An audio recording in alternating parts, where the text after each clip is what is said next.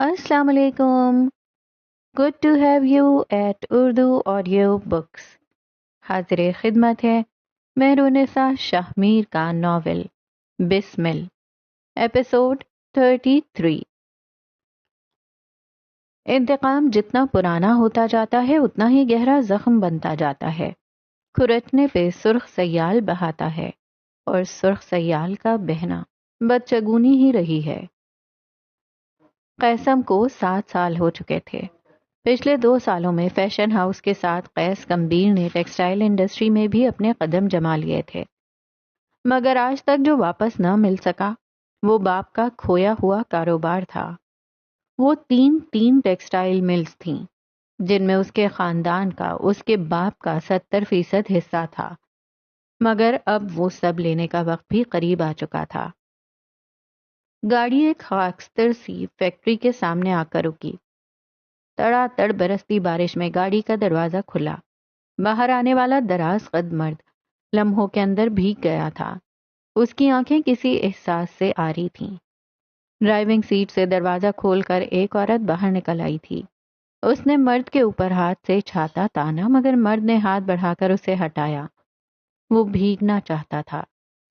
سفید شرٹ بھیگ گئی، بال ماتھے پہ چپک گئے، جوتے مٹی مٹی ہو گئے. فیکٹری کی طرف بڑھتے اس کے قدم بھاری تھے. ہر قدم کے ساتھ 12 سال کی اذیت یاد آتی تھی. بھوک، بیماری، تعاشی چھوڑ، قسمہ پرسی کی زندگی، خواہشات مارنا، 12 سال اپنے حق سے پیچھے ہٹے رہنا. ہر ایک شے نے اسے مارا تھا. ہر لمحہ موت تھا. فیکٹری کے اندر کاٹ کباڑ تھا. عین سامنے ایک کرسی تھی جس پہ ایک آدمی بیٹھا تھا جس کا سارا جسم رسیوں میں جکڑا تھا. قیس کو اپنے سامنے دیکھ اس کا حلق خشک ہونے لگا. اس کے عقب میں کھڑی حدیبیہ. خالق حسین کو لگا تھا وہ کبھی سانس نہیں لے سکے گا.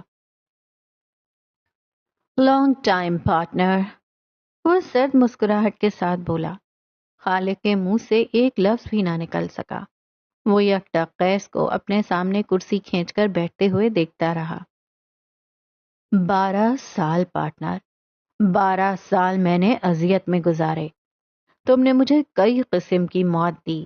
اپنے حق سے پیچھے ہٹ کر بے غیرتی کی موت، اپنے خاندان کی ضروریات مار کر بے بسی کی موت، در در کی ٹھوکریں، بے روزگاری.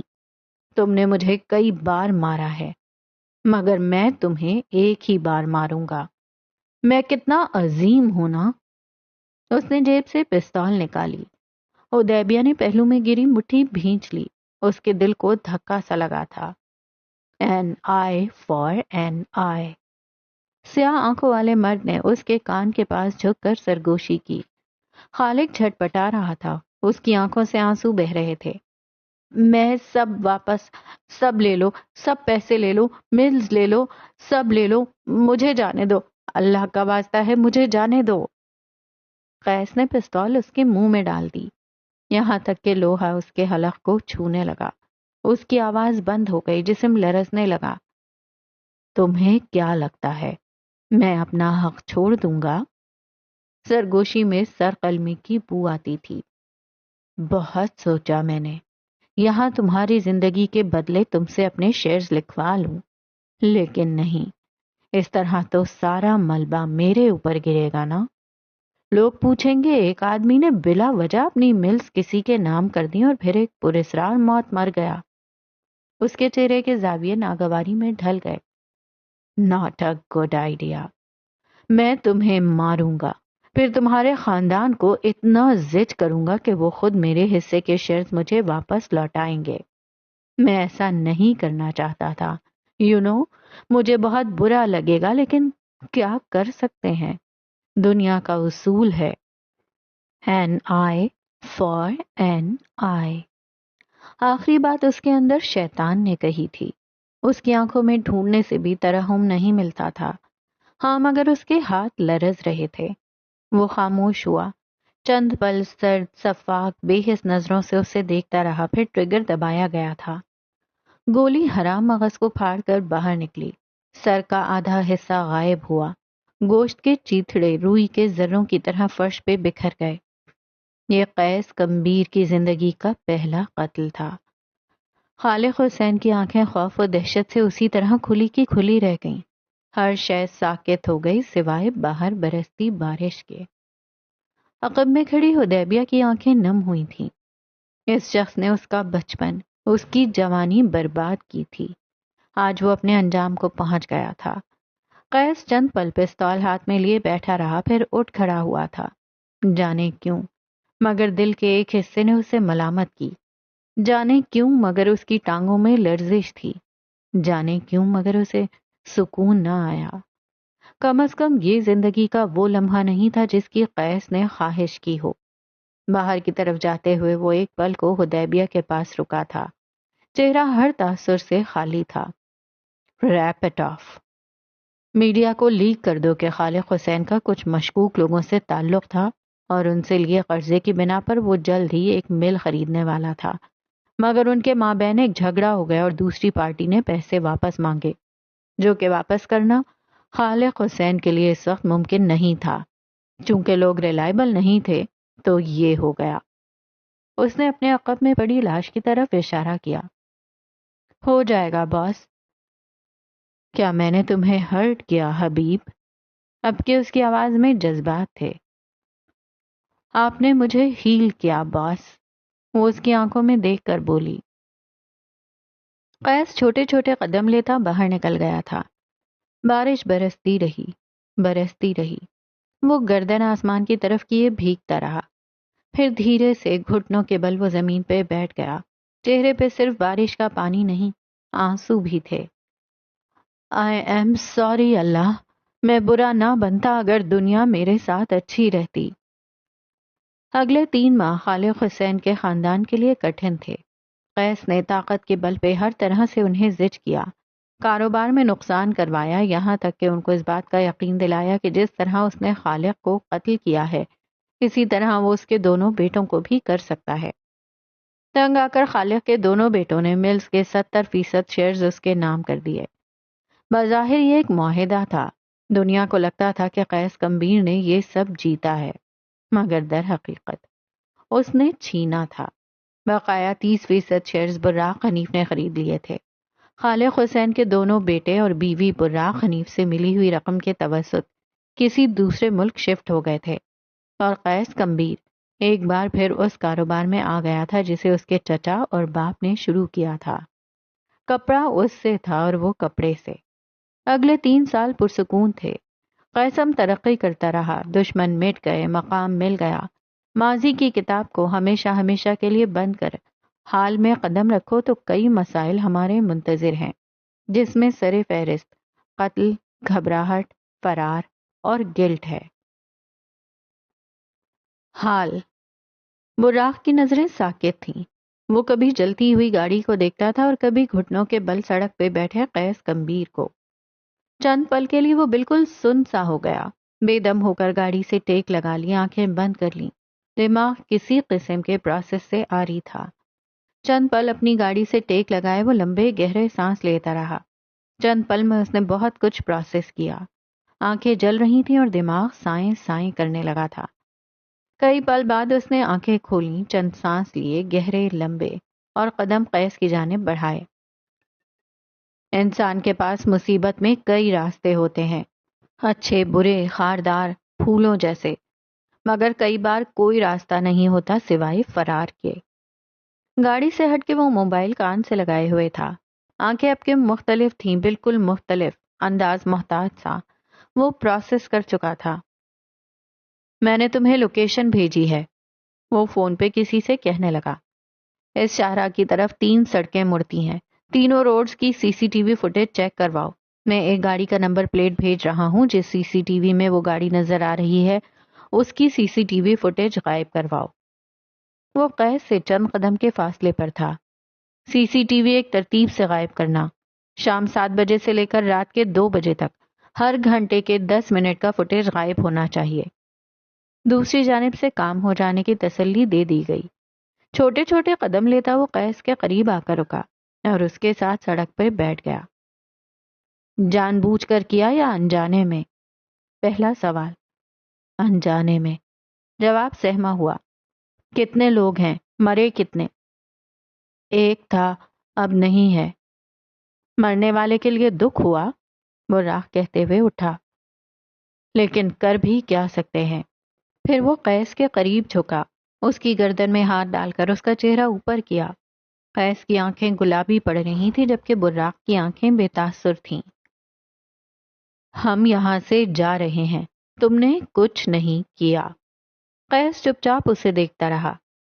براق حنیف سے کیا تعلق تھا وہ سمجھ نہیں سکا، سوائے اس کے کہ اگر وہ مر رہا ہوتا تو بچانے کو پہلی پکار براق کو جاتی۔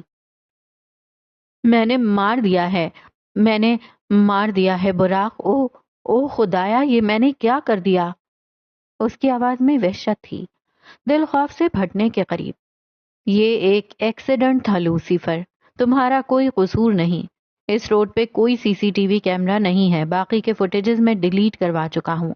تمہاری گاڑی کو بس ذرا سی خراشیں آئی ہیں، میں آج رات ہی اسے فکس کروا لوں گا، کسی کو کچھ پتا نہیں چلے گا۔ اس نے قیس کا بازو پکڑ کر اسے اٹھانا چاہا مگر وہ چھڑوا چکا تھا۔ یہ ایک ایکسیڈنٹ تھا قیس، ہم یہاں سے جا رہے ہیں، کسی کو کچھ پتا نہیں چلے گا۔ یہ جو بھی ہے ایک گمنام موت مر چکا ہے، ہم اسے جانتے بھی نہیں۔ میں جانتا ہوں۔ شکستگی سے کہے گئے الفاظ نے براق کو ٹھہر جانے پہ مجبور کیا۔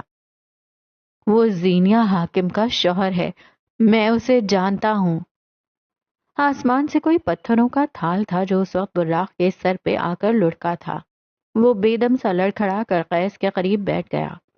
میں اسے جانتا ہوں، میں بہت اچھے سے جانتا ہوں، زینیہ مجھے معاف نہیں کرے گی، سب ختم ہو گیا ہے، سب ختم۔ اس کی آنکھیں کسی غیر مرئی نقطے پر جمی تھیں، وہ اپنی جگہ ساکن تھا۔ براق کو چند لمحے لگے مگر وہ پروسیس کر چکا تھا۔ کنکروں سے بھری سڑک پہ ہتھیلی رکھتے ہوئے وہ اٹھا تھا، پھر اپنے ساتھ پورے زور سے قیس کو کھڑا کیا۔ وہ عورت مر جائے گی مگر معاف نہیں کرے گی، اور میں تمہیں یہاں اس طرح نہیں چھوڑ رہا۔ قیس نے بے یقینی سے اسے دیکھا۔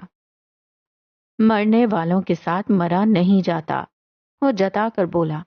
تم میرے ساتھ جاؤ گے کیونکہ کوئی ہے جو مجھ سے تمہاری مدد کرنے کو کہتا ہے۔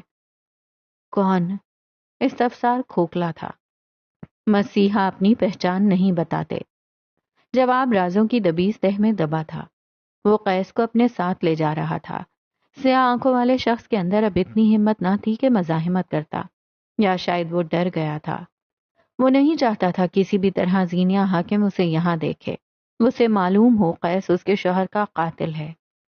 ہاں، اسے سنہری آنکھوں کی بے تنائی سے خوف آیا تھا، کیوں نہیں پتا، مگر ان آنکھوں میں اپنے لیے نفرت دیکھنا ایک ایسا خوف تھا جو قیس کمبیر کی دل کو ساکن کر سکتا تھا۔ یہ سیاہ رات اجالے کے اعتراف کے ساتھ آئی تھی۔ وہ جرم انسان سے اس کا اصل چھین لیتے ہیں۔ وہ اپنے آپ کو سزا دینا چاہتا ہے مگر اس کے قریبی اسے بچا لیتے ہیں۔ وہ ظالم نہیں ہوتے، ہاں مظلوم بھی نہیں ہوتے۔ قیس کمبیر کے کمرے میں ساری بتیاں بجھی ہوئی تھیں، بس ایک ذرا سی زرد روشنی تھی جس کا منبع لیمپ تھا۔ ایک طرف رکھے صوفے پہ مہدی کمبیر بیٹھا تھا، قیس اس کے ساتھ اور براق کمرے میں ٹہل رہا تھا۔ فون کان سے لگا رکھا تھا۔ تھوڑی دیر بعد اس نے موبائل کان سے اتارا اور سپاٹ نظروں سے ٹانگ جھلاتے اضطرابی کیفیت میں ناخن چباتے قیس کو دیکھا۔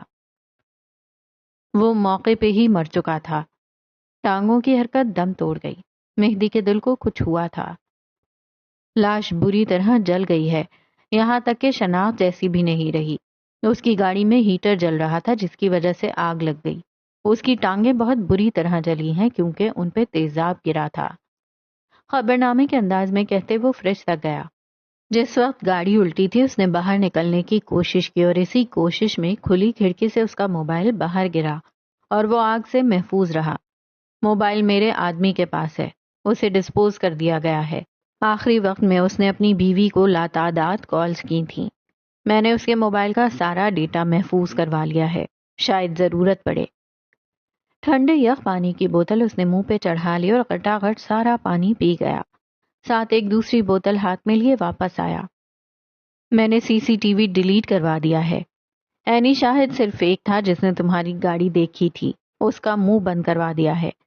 نیوز چینل پر ایکسیڈنٹ کی اطلاع دے دی گئی ہے، اگر 2 دن تک کوئی وارث آ گیا تو ٹھیک، ورنہ لاوارث قرار دے کر ہسپتال انتظامیہ دفنانے کا بندوبست کر دے گی۔ وہ قیس کے قریب آ کر رکا، ٹھنڈی یخ پانی کی بوتل اس کے سر پہ انڈیل دی۔ پانی اس کے بالوں سے چہرے اور پھر ٹھوڑی تک پھسلتا چلا گیا، یہاں تک کہ اس کی شرٹ سینے سے بھیگ گئی۔ وہ مر چکا ہے، تم زندہ ہو، کل صبح تم قیصم جاؤ گے اور نارمل رہو گے۔ قیس اٹھ کھڑا ہوا، صوفے پہ پڑا اپنا کوٹ اٹھایا، اس کی آنکھیں اس پل مختلف تھیں۔ میں ظالم نہیں ہوں، میں ابھی کے ابھی جاؤں گا اور اس لڑکی کو بتاؤں گا کہ میں نے اس کے شوہر کو قتل کیا ہے۔ میں اس کے وارث کو جانتے ہوئے اسے یوں گمنامی نہیں دے سکتا۔ کون لڑکی؟ وہ کس کا شوہر ہے؟ مہدی سارے وقت میں پہلی بار بولا تھا۔ ابھی قیس کچھ کہتا کہ براق بول پڑا، قیصم کی ورکر ہے کوئی، تم نہیں جانتے، اور فی الحال وہ اتنی اہم ہے بھی نہیں۔ اس نے بات بدل دی، بیٹھ کے ایک کونے پہ ٹک کر جوتے کے تسمے باندھتے قیس کو دیکھا، پھر مہدی کو۔ اب یہ تمہاری ذمہ داری، وہ کہہ کر لمبے لمبے ڈگ بھرتا باہر نکل گیا۔ مہدی نے چھوٹے چھوٹے قدم قیس کی جانب بڑھائے۔ وہ ابھی بیڈ سے اٹھا تھا۔ مہدی اس کے سامنے آ کر کھڑا ہوا۔ تم میرے ساتھ چلو گے مہدی؟ تم بہت اچھا بولتے ہو، اسے سمجھا دینا کہ میں… مہدی نے اسے بازو سے پکڑ کر پلنگ پہ واپس بٹھایا۔ میں نے غلطی سے سب کیا ہے مہدی، وہ اپنی سائڈ پہ آتا تو یہ نہ ہوتا۔ اس کی آنکھیں بھیگ رہی تھی۔ مہدی اب اس کے قدموں کے پاس جھک کر اس کے جوتے اتار رہا تھا۔ میں اتنا ظالم نہیں ہوں، میرے ساتھ چلو، میں سب سچ بتا دوں گا۔ وہ اب دراز سے اس کی نیند کی گولیاں نکال رہا تھا۔ مہدی، میں نے جان بوجھ کر کچھ نہیں کیا۔ وہ بچوں کی طرح صفائیاں دینے لگا۔ مہدی نے 2 گولیاں اس کے ہاتھ پہ رکھی، پانی کا گلاس اس کے آگے کیا۔ تم میرے ساتھ چلو گے نا؟ وہ جیسے کچھ سن اور دیکھ نہیں رہا تھا۔ سو جاؤ، تمہیں آرام کی ضرورت ہے۔ اس نے قیس کا ہاتھ اوپر کیا، مجبوراً اسے گولیاں کھانی پڑیں۔ جو کچھ بھی ہوا وہ ایک حادثہ تھا۔ پانی کا گلاس اس کے منہ سے لگایا۔ سب ٹھیک ہے۔ اس نے قیس کے پیر اوپر کر کے بستر پر رکھے، اس کے سینے پہ زور دے کر اسے لٹایا اور خود اس کے قریب بیٹھ گیا۔ قیس کے اوپر کمفرٹر درست کیا اور اس کا ہاتھ اپنے ہاتھ میں لیا۔ وہ زینیہ حاکم کا شوہر تھا مہدی، وہ بالاج تھا۔ وہ ہاتھ لرز رہا تھا۔ مہدی کا دل شل سا ہو گیا۔ دھیرے دھیرے سیاہ آنکھیں اندھیرے میں ڈوبتی چلی گئیں۔ کئی لمحوں بعد لیمپ کی زرد روشنی میں دیکھو تو وہ آنکھیں موندے گہرے سانس لے رہا تھا۔ مہدی یوں ہی اس کے پاس بیٹھا رہا۔ کتنے ہی لمحے وہ سانس لیے بغیر بیٹھا رہا۔ دنیا اس کے لیے جمع ہوا گلیشیئر بن گئی تھی۔ ٹھنڈ، اسے بے تحاشا ٹھنڈ بے وجہ لگنے لگی۔ کچھ چیزیں کبھی فکس نہیں ہو سکتی، جسٹیفائیڈ نہیں ہو سکتی، سنبھل نہیں سکتی۔ انسان ان کچھ چیزوں کے غم سے کبھی نہیں نکل سکتا۔ آج پہلی بار وہ قیصم مجبوری میں آیا تھا۔ آج پہلی بار اس کی آنکھیں کام کی وجہ سے سرخ نہ تھیں، اس کے قدم شکستہ تھے۔ اپنے آفس میں بیٹھے ہوئے اسے ہر آہٹ ڈرا دیتی تھی، ہر فون کال سے اسے خوف آ رہا تھا۔ اس کا جی چاہا تھا کہیں چھپ جائے جہاں کسی کو اس کے متعلق نہ پتا چل سکے، مگر یہ ممکن نہیں تھا۔ آفس کے اندر گھٹن بڑھ گئی تو وہ باہر نکل آیا۔ نہ جانے کیوں بے اختیار اس کا جی چاہا تھا کوئی ٹھہر کر اس کا حال پوچھے، کوئی آنکھوں کی سرخی، چہرے کے رنج کا استفسار کرے۔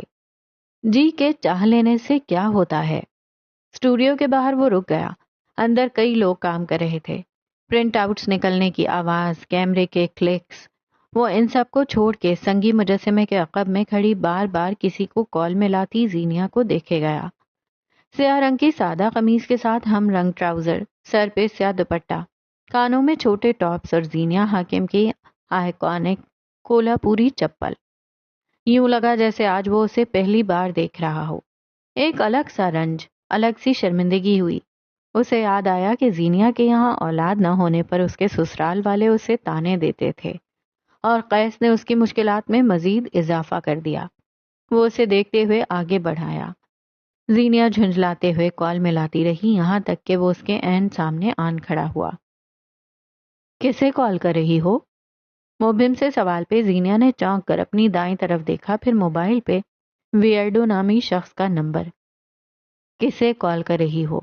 اس نے دہرایا۔ زینیا نے ہونٹ کاٹے۔ قیس نے اسے ایک کام دیا تھا، اسے کرنے کی بجائے وہ یہاں مہدی کو کالز ملا رہی تھی۔ میں اپنے شوہر کو کال کر رہی ہوں۔ اس نے بات سنبھالی، مگر یہی بات قیس کے دل پہ جمی ہوئی برف کی طرح لگی۔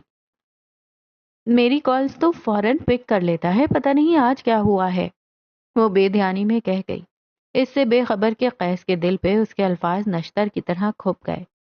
وہ چند پل عجیب سی نظروں سے اسے دیکھتا رہا۔ کال ملاتی زینیا رک گئی، سنہری آنکھیں اٹھا کر سیاہ آنکھوں میں دیکھا۔ کچھ چاہیے آپ کو؟ قیس جواب دیے بغیر بس اسے دیکھتا رہا۔ آپ ٹھیک ہیں باس؟ اس نے کسی خیال کے تحت پوچھا۔ تمہیں ایسا کیوں لگتا ہے کہ میں ٹھیک نہیں؟ شاید تم بھول رہے ہو، میں اور تم ایک دوسرے سے کچھ چھپا نہیں سکتے، کم از کم پریشانی نہیں۔ کچھ ہوا ہے؟ آخر میں اس نے ٹھہر کر پوچھا۔ کیا تمہیں فرق پڑتا ہے؟ زینیا نے گہری سانس لی۔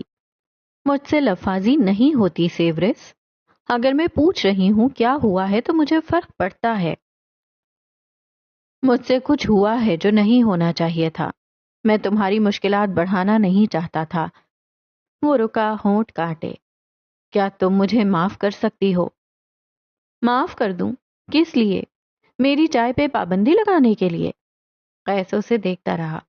میں ایسے معاف نہیں کروں گی، مجھے بھی مرغیوں کی طرح 1 روپیہ کیش دو۔ وہ ہنس پڑا، بے بسی تھکن بھری مسکراہٹ۔ پھر بتاؤ، 1 روپے کا چیک ملے گا یا کیش؟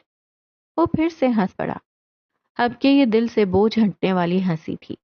وہ ایک قتل کے گلٹ میں مرتے مرد کو دنیا و مافیہا سے بے خبر کر کے ساری فکریں چھوڑ ہنسنے پہ مجبور کر رہی تھی۔ کیا تھی وہ؟ تم مجھے معاف کر سکتی ہو؟ وہ اس کی آنکھوں میں دیکھتے ہوئے پوچھ رہا تھا۔ کس بات کے لیے؟ کل رات میں قیس تم یہاں کیا کر رہے ہو؟ اسے زینیا کے ساتھ کھڑے دیکھ اسٹوڈیو کے دروازے پہ کھڑا براق تیز تیز قدم لیے اندر آیا۔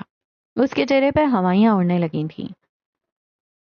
تمہیں اور کوئی کام نہیں ہے، جاؤ یہاں سے، اس نے زینیا کو سخت لہجے میں کہا۔ زینیا نے کچھ کہنے کو لب کھولے پھر بند کر دیے۔ براق اب قیس کو لیے وہاں سے جا رہا تھا۔ زینیا کئی پل اس کی پشت کو تکتی رہی۔ کیا ہوا تھا؟ کل تک اسے لگتا تھا اس کے پاس حل ہوگا۔ بالا جیسا بھی صحیح اس کا سابقہ دوست تو رہا ہے، وہ اس سے بات کرے گا، اسے سمجھائے گا اور زینیا کی جان خلاصی کروا دے گا۔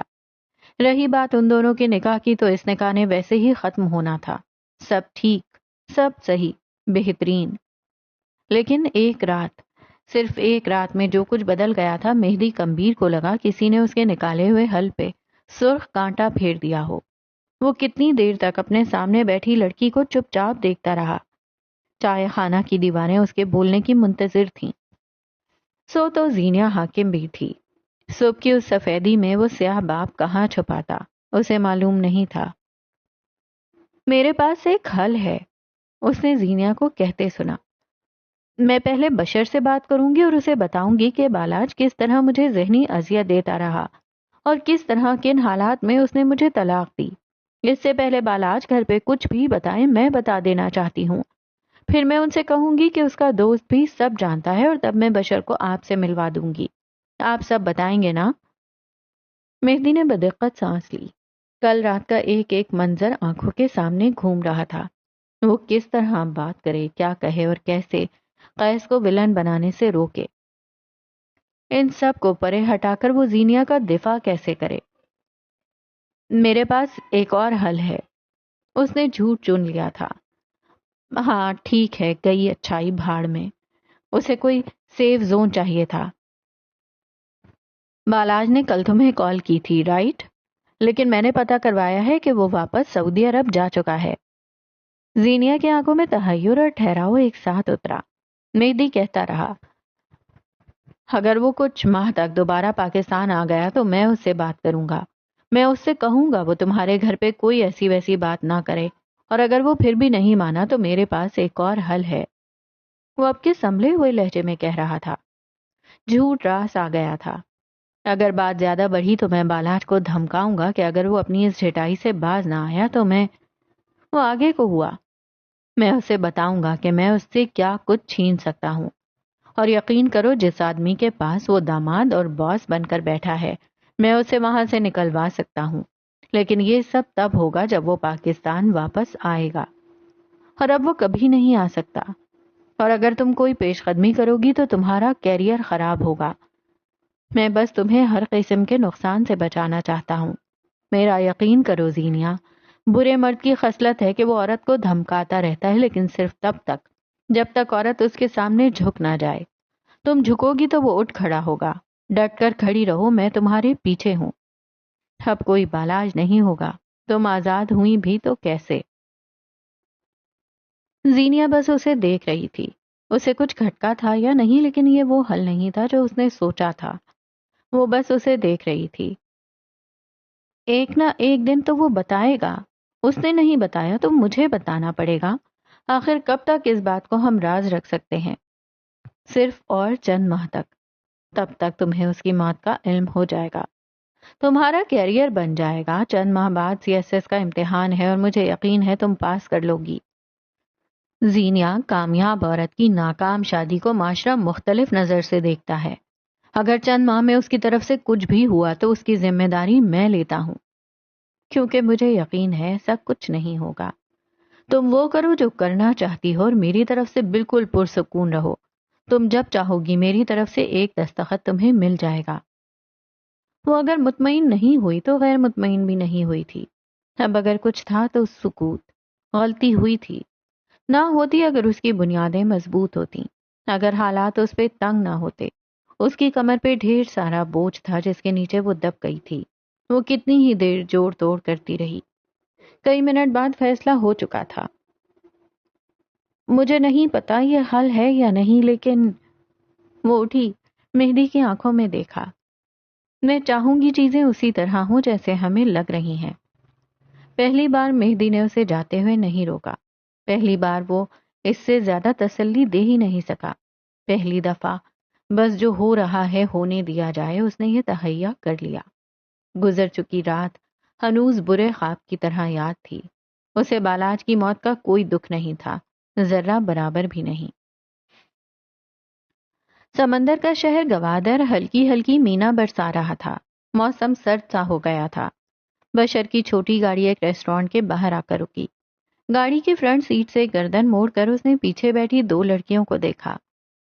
تم دونوں یہاں سے اندر آ جاؤ، فیملی ہال میں جا کر بیٹھو، میں گاڑی سائڈ پہ کر کے آتا ہوں، اور خبردار جو کوئی فضول حرکت کی ہو۔ ہم 2 بار پہلے بھی آ چکے ہیں، تب تو تم نے کوئی نصیحت نہیں کی تھی۔ خون چمک کر بولی۔ بشر نے انہیں جتاتی نظروں سے اسے دیکھا۔ کیونکہ تب ہمارے ساتھ زینی بھی آئی تھی، کم از کم اس پہ بھروسہ ہے مجھے، تم دونوں سے زیادہ۔ وہ گاڑی سے اتر آیا۔ کونج اور عروج اپنی سبکی پہ خون کے گھونٹ پیتے نیچے اتر آئیں۔ بشر نے آگے بڑھ کر شیشے کا دروازہ کھولا اور ان دونوں کو اندر بھیجا۔ فرشی نشستوں والا ریسٹورانٹ انتہائی نفاست سے سیٹ تھا۔ ایک بڑے سے ہال میں چاروں طرف گاؤ تکیے اور ان کے درمیان ایک زمین کی طرف جھکی ہوئی میز رکھی تھی۔ ایک میز سے دوسری کے درمیان جالی دار پردہ تھا۔ عروج اور کونج بھی ایسی ہی ایک میز کے گرد آ کر بیٹھیں۔ بشر بھی سامنے سے آتا دکھائی دیا۔ اسے دیکھ کر عروج فوراً اپنی جگہ سے اٹھ کر گئی تھی۔ ہال کی دیوار گیر کھڑکیوں کے پار سے سمندر کا اچھا نظارہ آتا تھا۔ بشر کے ساتھ اسے چند تصاویر ضرور لینی چاہیے تھیں۔ اسی پل جالی دار پردے سے آتی ایک آواز پر کونج منجمد ہو گئی۔ میں تمہارے بغیر نہیں رہ سکتی، اب میں تمہیں اس کے ساتھ نہیں دیکھ سکتی۔ یہ فریحہ کی آواز تھی۔ کونج اس آواز کو لاکھوں میں بھی پہچان سکتی تھی، مگر وہ اس آواز میں منجمد نہیں ہوئی تھی۔ اس کے دل کو برف کرنے والے جملے کوئی اور تھے۔ کیا کسی نے تمہیں بتایا نہیں؟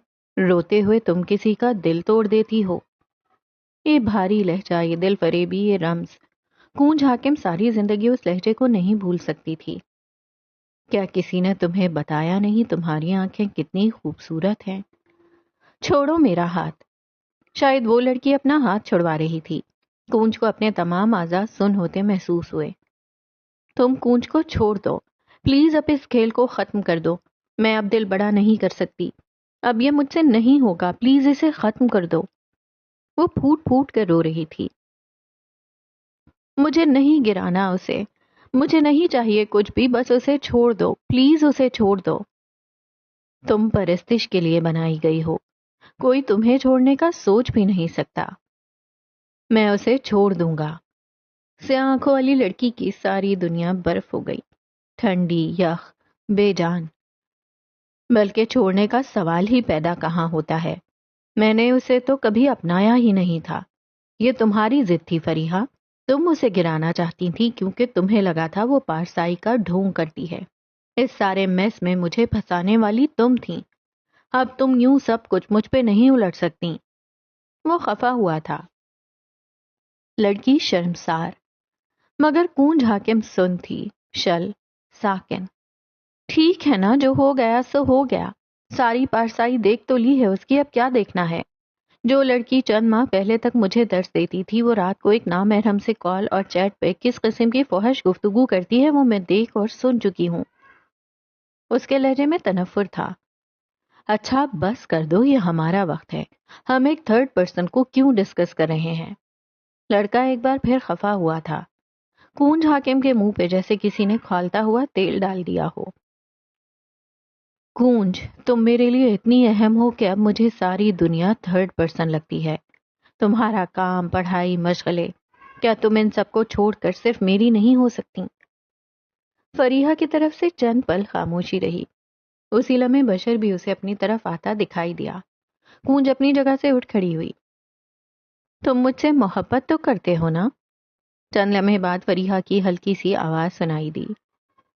محبت بہت چھوٹا لفظ ہے کونج، میرے لیے تم سانس لینے کی وجہ ہو۔ مجھے اذانوں کی قسم ہے، میرے دل کے سارے جذبے بس تمہارے لیے ہیں۔ محبت ایک لفظ ہے، عشق ایک احساس ہے، مجھے تمہاری موجودگی سے عشق ہے فریحہ، کیا تمہیں مجھ پہ شک ہے؟ یہ الفاظ میری موت تھے۔ کونج حاکم کے لیے ساری دنیا الٹ پلٹ ہو گئی تھی۔ اس کی آنکھیں بہہ رہی تھیں، اس کے حلق سے کوئی آواز نہ نکلی۔ اگلے کئی پل سلو موشن میں گزرے۔ بشر اسے لیے پریشان سا باہر جا رہا تھا۔ کئی لوگوں نے مڑ مڑ کر انہیں دیکھا تھا۔ وہ اسے ڈاکٹر کے پاس لے گیا۔ کونج کو لوگوں کے ہونٹ ہلتے محسوس ہوئے، آوازیں نہ پروسیس ہو سکیں۔ انہیں پینک اٹیک ہوا ہے، ڈاکٹر بشر سے کہہ رہے تھے، اور وہ پریشانی سے اپنی چھوٹی بہن کو تک رہا تھا۔ کونج اسے بھی نہ دیکھ سکی۔ اسے گھر لایا گیا۔ اماں ابا بے طرح پریشان تھے، ہر کوئی فکر مند ہو گیا تھا۔ کونج بس روئے جاتی تھی، لبوں سے کچھ کہے بغیر بس وہ روئے ہی جاتی تھی۔ پلنگ پہ اس کے قریب بیٹھی دادی نے اسے خود سے لپٹا لیا۔ چند پل وہ اس کا سر تھپکتی رہیں۔ ایک دم کونج نے چہرہ باہر نکال کر عجیب سی نظروں سے انہیں دیکھا تھا۔ کئی گھنٹوں سے مقفل لب کھلے اور چند الفاظ اس کے منہ سے نکلے۔ شہر بانوں کو بھیڑیا کھا گیا تھا نا دادی؟ عمر رسیدہ عورت جہاں تھی وہیں تھم گئی۔ بوڑھی زمانہ شناس آنکھیں ساکت ہو گئیں۔ شہر بانوں کا حسن نوچ لیا نا دادی؟ وہ اپنی بہن کے بیٹے سے نہیں مل سکی تھی نا؟ وہ کہانی جھوٹی تھی نا دادی؟ ضعیف ہاتھوں نے اس کا سر تھپکا اور اسے دوبارہ اپنے سینے میں بھینچ لیا۔ آنکھوں کے رنج کا حال قلم کو لکھنے کی تاب نہیں۔ باقی سب کو باہر جانے کا کہا۔ سیاہ آنکھوں والی لڑکی دادی کے سینے میں سر چھپائے سسک رہی تھی۔ دل کا کونا کونا سلگ رہا تھا۔ ایسی تکلیف تھی کہ الامان۔ زندگی نے اسے ایسا تجربہ دے ہی دیا تھا کہ وہ کہانیوں کا انت بوجھنے لگ گئی تھی۔ کیا زندگی تمہارے ساتھ کبھی اتنی ظالم ہوئی ہے؟ 3 دن 3 راتیں بعد نمل یونیورسٹی میں آج زینیا حاکم کا آخری دن تھا۔ شوق کے لیے لیا گیا مضمون آج اپنے اختتام کو پہنچا تھا۔ وہ زیادہ دن آ نہ سکی تھی، زیادہ کلاسز نہ لے سکی تھی، مگر پھر بھی آج جب اس کا کورس ختم ہونا تھا تو کسی طرح سے وقت نکال کر وہ چلی آئی۔ یوں بھی قیصم میں اس کا کام اب بہت کم ہو گیا تھا۔ بس اب دن کے 2 گھنٹوں کا کام تھا اور زینیا آزاد۔ گھاس کے قطعے پہ ایک کونے والی جگہ پہ وہ یونیورسٹی کی تصاویر اتار رہی تھی جب عقب سے کوئی اس کے ساتھ آ کر کھڑا ہوا۔ پہلو میں میرے جیسا ہینڈسم مرد کھڑا ہے، پھر بھی اس بے جان عمارت کی تصاویر اتار رہی ہو۔ سیڈ، وہ تعصب سے بولا۔ زینیا مڑی نہیں، وہ پوری طرح متوجہ تھی۔ جانتی ہو میری خواہش ہے کہ کسی دن اچانک سے تمہارے سامنے آ جاؤں اور تمہارا کیمرہ تمہارے ہاتھ سے چھوٹ کر گر جائے، لیکن تم ہمیشہ الرٹ رہتی ہو۔ وہ زینیا کے کندھے کے آگے سے عمارت دیکھنے لگا۔ آپ نے میرے کیمرے کے لیے اتنا برا کیوں سوچا ہوا ہے؟ اس نے کلکس لے کر کیمرہ نیچے کیا۔ مہدی فوراً سے اس کے سامنے آ کر کھڑا ہو گیا۔ تصویر کا دوسرا رخ بھی تو دیکھو، مجھے دیکھ کر تمہارے ہاتھوں سے کیمرہ گر جانا، پھر میرا تمہیں کیمرہ اٹھا کر دینا، کتنا خوبصورت منظر ہوگا، نہیں؟ اچھا ایک تصویر تو بنا دیں سرکار۔ آخر میں وہ ذرا لجاجت سے بولا۔ سنا تھا آپ بہت مشہور ہیں، لیکن آپ کی ہر وقت ہر جگہ موجودگی کوئی اور ہی داستان کہتی ہے۔ اس نے کیمرہ آنکھ کے آگے کیا۔ مہدی مسکرایا۔ عقب میں کھڑی عمارت بھی مسکرائی۔ مجھے 10 فون کالز کر کے بلایا گیا ہے تاکہ میری ایک تصویر بن سکے، تم جیسے نالائق اسٹوڈنٹس کے ساتھ، اور یونیورسٹی کا نام روشن ہو۔ زینیا تصاویر کے بجائے اس کی ویڈیو بنانے لگ گئی تھی۔ ہاتھ اٹھا اٹھا کر بولتے ہوئے وہ اچھا لگ رہا تھا، یا زینیا نے آج ہی نوٹس کیا تھا؟ لکی یو، یونیورسٹی انتظامیہ بھی کالز کر رہی ہے، سب کچھ ہے آپ کے پاس۔ وہ جان بوجھ کر اسے بولنے پہ اکسا رہی تھی۔ ایک لمحے کو مہدی کا چہرہ بجھ سا گیا۔ سب کچھ تو کسی کے پاس نہیں ہوتا۔ میں پبلک اسپیکر نہیں، سائیکیٹرسٹ بننا چاہتا تھا، مگر میں اتنا ذہین نہیں تھا۔ 2 بار فیل ہو گیا اور بس۔ اس نے ہاتھ اٹھا کر زینیا کو مزید تصاویر لینے سے روکا۔ وہ بھی کیمرہ اتار چکی تھی۔ اچھا سنو، یکدم وہ اشتیاق سے کہتا آگے آیا۔ کل رات میں نے ایک ریل دیکھی، اس میں لوک کہانیوں کا ذکر تھا۔ تم ان پہ یقین رکھتی ہو یا پھر تمہیں ان کے بارے میں کوئی علم ہے؟ مجھے کچھ تفصیل چاہیے۔ کس کہانی کے بارے میں جاننا ہے آپ کو؟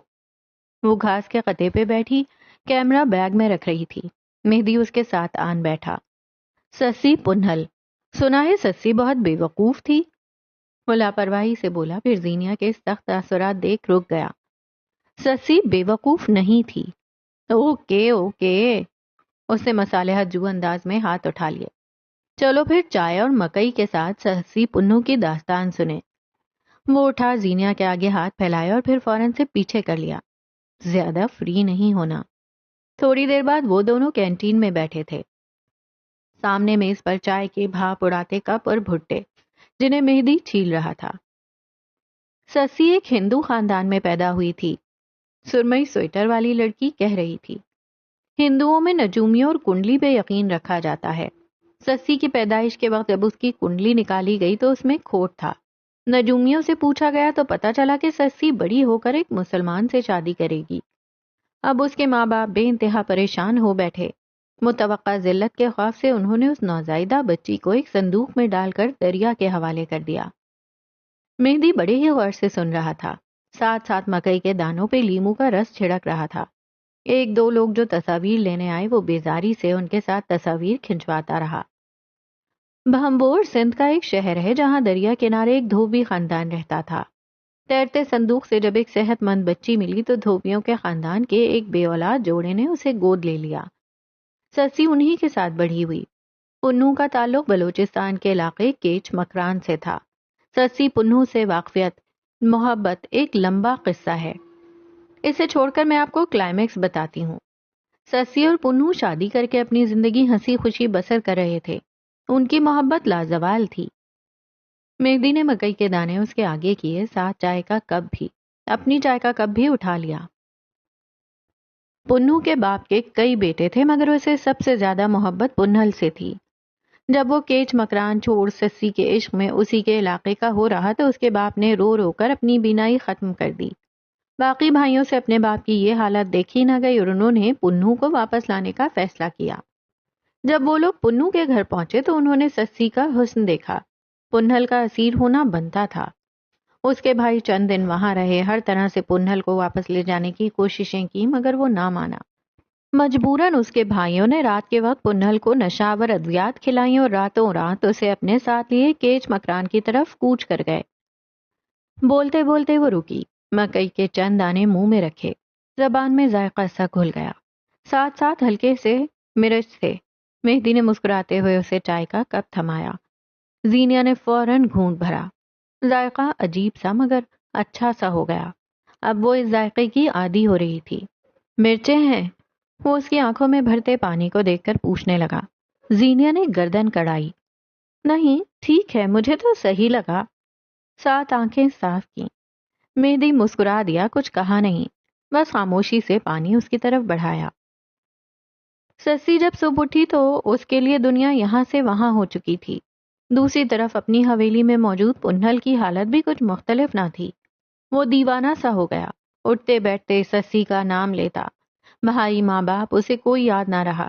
کوئی بات کرتا, حال پوچھتا, کوستا, اسے کوئی پرواہ نہ تھی. وہ ہر ایک سے پوچھتا, سسی ہو؟ آس پاس لوگوں کا رش بڑھ رہا تھا. پبلک اسپیکر کے ساتھ تصاویر کے چاہ میں بیٹھے لوگ حسرت سے زینیا کو دیکھ رہے تھے. پنہل کی اس حالت سے تنگ آ کر اس کے باپ نے اپنے بیٹوں کو حکم دیا کہ اسے واپس سسی کے پاس چھوڑا جائے. دوسری طرف سسی بھی پنہل کو ڈھونڈنے کی خاطر صحراؤں کی خاک چھاننے نکل پڑی تھی. قصہ مختصر کریں تو ایک دن بلاخر سسی اور پنہو کے راستے ٹکرائے. مہدی کی آنکھوں میں دلچسپی در آئی. اس نے چائے کا کپ نیچے رکھا اور پوری طرح متوجہ ہوا. ایک چھوٹا سا قافلہ تھا اور ایک طرف اکیلی سسی اور بیچ میں پانی کا چھوٹا سا تالاب. رات کا دوسرا پہر تھا. تھکی ہاری سسی کو تالاب سے پانی پیتے ہوئے وہ قافلہ دکھا, مگر ساتھ ساتھ اسے وہ تالاب رات کے اندھیرے میں پوری نہر لگا تھا. صحرا الوژن دکھاتا تھا. سسی نے بھی دیکھا. تالاب میں گر کر مرنے کے بجائے اس نے صبح کا انتظار کرنا مناسب سمجھا. سسی جاگتی رہی. رات کے آخری پہر اس کی آنکھ لگ گئی اور قافلہ صبح ہوتے ہی کوچ کر دور چلا گیا. سسی کتنی بے وقوف تھی. ایک دم مہدی تیز لہجے میں بولا. بے وقوف عورت کو یہ نہیں پتا چل سکا. سسی بے وقوف نہیں تھی. وہ ایک ایک لفظ پہ زور دے کر بولی. اسے پنہو کے عشق نے الوژنسٹ کر دیا تھا.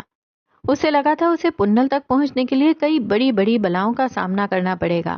اسے کئی قسم کی سختیاں اور تکالیف جھیلنی پڑیں گی. یہ سفر اس کے لیے بلا تھا.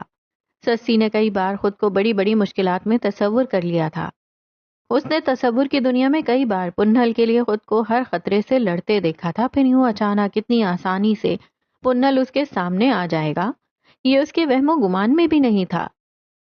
ایک پل کے لیے مہدی بالکل لاجواب سا ہو گیا. ہر انسان نے اپنی زندگی میں بڑی بڑی بلائیں تصور کر رکھی ہیں. کچھ انسان ساری زندگی انہیں بس تصور کرتے رہتے ہیں اور کچھ ان کا سامنا کر لیتے ہیں, اور سامنا کرنے سے پتہ ہے کیا ہوتا ہے. وہ رازداری سے آگے کو ہوئی. بلائیں بھرم نکلتی ہیں. مہدی نے جملہ پورا کیا. مجھے لگتا تھا اگر کسی روز کسی نے مجھ سے پوچھا کہ تم خود کو معاف کیوں نہیں کرتے مہدی, میں تو اس روز مر جاؤں گا, جیسے کسی بلا کے چنگل میں آ جاؤں گا. لیکن مجھے دیکھو, میں بالکل ٹھیک ہوں. آپ ٹھیک نہیں ہیں, اعلان کرتے وہ پیچھے ہٹی. مہدی نے گردن اسبات میں ہلا دی. صحیح کہا, کچھ قفس جلدی نہیں ٹوٹتے, کچھ معافیاں فوراً نہیں مل جایا کرتی, کچھ بلائیں یوں ہی نہیں ٹل جاتی. پروسیس ضروری ہوتا ہے. ایک وقت کے بعد انسان کو پتہ چل جاتا ہے اصل بلا وہ خود ہے. مگر کئی بار بلائیں اپنی ہی طاقت سے ناواقف ہوتی ہیں. آپ اپنی طاقت نہیں جانتے. مہدی نے کندھے اچکائے. دوسروں کو اپنی طاقت بتانا بھی کمزوری ہوتا ہے. آ گیا وہ اپنی مین کمبیر والی عادت پہ. بائی دا وے, تمہاری بھی کوئی بلا ہے؟ ایک دم اشتیاق سے پوچھا. زینیا کے چہرے کے تاثرات ایک پل میں تبدیل ہوئے. عبداللہ کو کی گئی فون کالز, اس کا انکار, اس کا ابا کو رلانا, ایک پل میں سب یاد آیا. میرے تصور میں جو بلا ہے وہ صرف تصور نہیں, حقیقی بلا ہے. مہدی نے مزید پوچھنا چاہا مگر رک گیا. اس کے تاثرات اجازت نہیں دیتے تھے. تھوڑی دیر بعد وہ اٹھ کر چلا گیا. زینیا وہیں بیٹھی رہی. عبداللہ کا ذکر اب اسے مضطرب کر دیتا تھا. مسلمان پہ 3 روزہ سوگ جائز ہوتا ہے, اس کے بعد نہیں. حدیبیہ کی آواز پہ وہ مڑا نہیں, بس خاموشی سے گلاس وال کے پار شہر کی روشنیاں دیکھ اپنے اندر کے اندھیرے مزید گہرے کرتا رہا. آپ نے جان بوجھ کر تو کچھ نہیں کیا نا, غلطیاں انسانوں سے ہی ہوتی ہیں. انسان ان غلطیوں کو اون بھی تو کرتے ہیں, وہ سب میری طرح قائر نہیں ہوتے. اس کی شیو معمول سے زیادہ بڑھی ہوئی تھی. آنکھیں شفقابی کی داستان کہتی تھیں. قیس کمبیر اداس تھا. حدیبیہ کو ملال سا ہوا. آپ بزدل نہیں ہیں, آپ بس انسان ہیں. بی کیو کی ریلیز کا وقت ہے, ایسے میں خود کو اتنے بڑے اسکینڈل میں پھنسا لینا سراسر بے وقوفی ہوتی. اور ایک انسان جس کو میں نے مار دیا, اس کی لاش کو ڈسون کرنا اس کے ورثاء کا علم ہوتے ہوئے بھی اسے لاوارثوں کی طرح دفن ہوتے دینا یہ انصاف تھا؟ اس کا لہجہ ترش ہوا۔ حدیبیہ آگے آئی، تن کر اس کے سامنے کھڑی ہوئی۔ کسی نے آپ کو ہاتھ سے پکڑ کر روکا ہوا نہیں ہے۔ آپ چاہیں تو ابھی زینیہ حاکم کو فون ملائیں اور اسے بتا دیں، لیکن آپ نہیں بتائیں گے۔ جانتے ہیں کیوں؟ قیس دھیرے سے پیچھے کو ہوا، اسے نہیں سننا تھا۔ آپ کو کسی قتل سے فرق نہیں پڑتا۔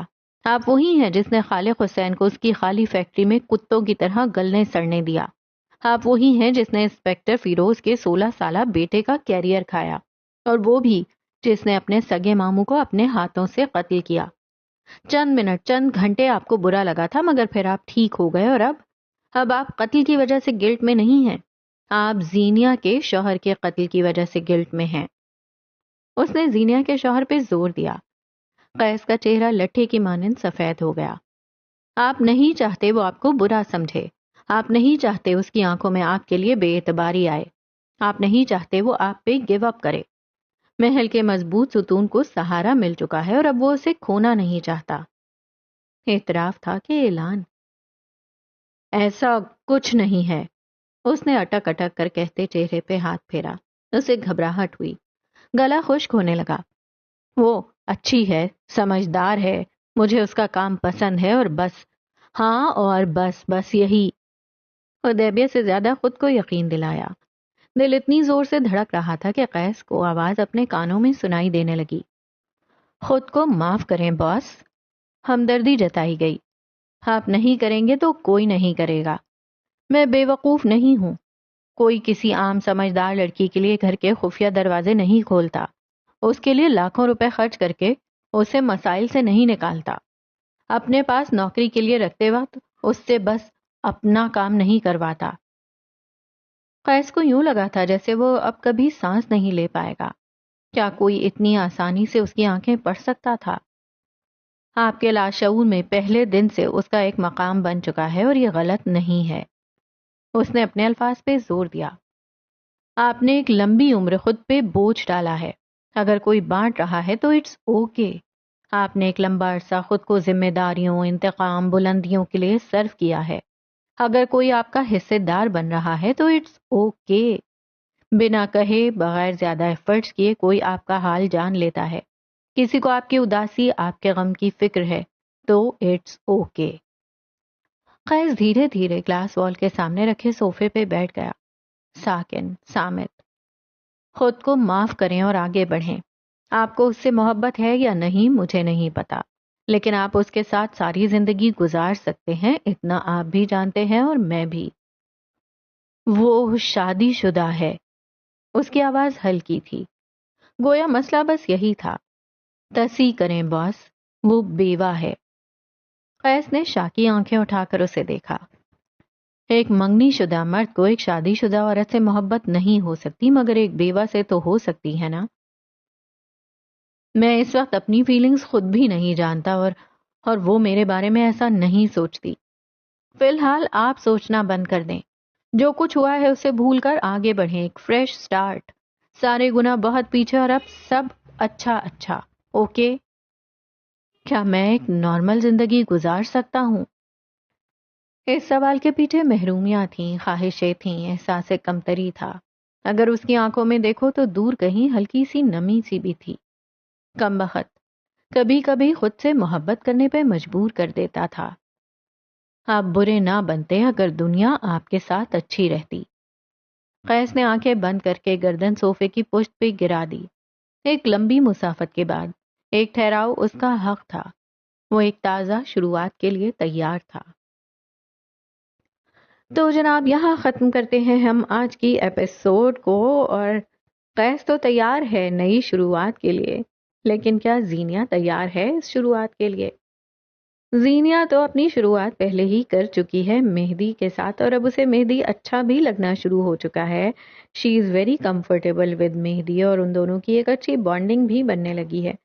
اب تو مہدی کو بھی وہ اچھی لگنے لگی ہے، اور وہ چاہتا ہے کہ وہ اسے اتنی اٹیچمنٹ نہ کرے اور وہ اس سے دور ہو سکے، لیکن ابھی تک ایسا ہوتا نہیں لگ رہا۔ اور جہاں تک کونج کا تعلق ہے، کونج کو بہت ٹائملی ایک اچھا سبق مل گیا، ابھی اس کا کچھ بگڑا نہیں تھا جب اسے اس لڑکے کی حقیقت پتہ چل گئی، اور مجھے تو شروع سے یہی پتا تھا کہ ایسا ہی ہونا ہے، اور بالکل ویسا ہی ہوا۔ اور دادی کو بھی سمجھ آ گیا کہ وہ کس بارے میں بات کر رہی ہے اور اس کے ساتھ کیا ہوا ہے۔ گھر میں ایسے بزرگوں کا ہونا کتنی بلیسنگ ہے نا، جو بچوں کو جج نہیں کر رہے، جو ان کی غلطیوں پہ جب وہ تھک کے لوٹ آئے رو رہے ہوں تو انہیں تانے نہیں دے رہے، بلکہ انہیں چپ کروانے کی کوشش کر رہے ہیں، انہیں مضبوط بنانے کی کوشش کر رہے ہیں، اور زندگی میں نئی غلطیوں کے لیے تیار کر رہے ہیں۔ کیونکہ انسان جب تک زندہ ہے وہ غلطیاں کرے گا اور کرتا ہی رہے گا۔ بات صرف اتنی ہے کہ آپ نے اپنی پرانی غلطیوں سے کچھ نہ کچھ سیکھنا ہوتا ہے اور انہیں دہرانا نہیں ہوتا۔